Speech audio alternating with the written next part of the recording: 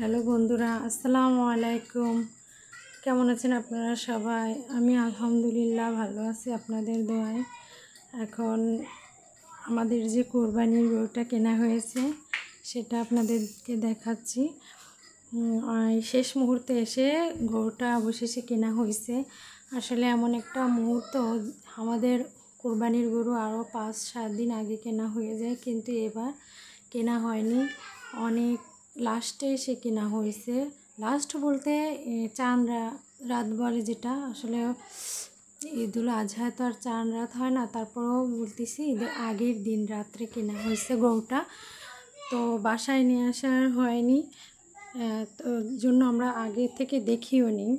আর আজকে ঈদের দিন এই সকালবেলা এসে গরুটা দেখা হচ্ছে, যেহেতু একটু পরেই এর কোরবানি হয়ে যাবে, তাই ভাবলাম যে নিজেদের গরু শেষবারের মতো একটু দেখে আসি, বা না দেখলে বা কেমন হয়। আর বাসায় নিয়ে যাওয়া হয়নি, বাসা থেকে দূরে যেখানে কোরবানি দেওয়া হবে সেখানেই একে রাখা হয়েছে। যেহেতু সকালবেলা নিয়ে আসা হয়েছে, তাই ওকে আর বাসায় নেওয়া হয়নি, এখানেই বেঁধে রাখা হয়েছে। এখান থেকে কোরবানি দিয়ে বাসায় নিয়ে যাওয়া হবে।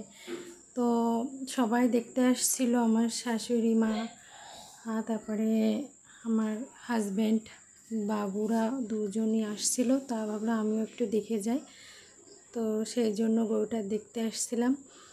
আর দুঃখের বিষয় বলা যাবে না, অন্যান্যবার 2টা গরু কোরবানি দেওয়া হয়, এবার একটা দেওয়া হচ্ছে। এর কারণ হচ্ছে গিয়ে সময়ের অভাবে কেনা হয়নি 2টা গরু। আর আমাদের যে কোম্পানি, জানেন আপনাদের অন্য একটা ব্লগে দেখিয়েছিলাম, সেই কোম্পানিতে প্রচুর পরিমাণে ইনভেস্ট করা হয়েছে। আর তারপরও আল্লাহ তাআলা যাকে যেভাবে যে অবস্থায় কোরবানি দেওয়ার তৌফিক দান করে সেভাবেই হবে। আল্লাহ হাফেজ সবাইকে।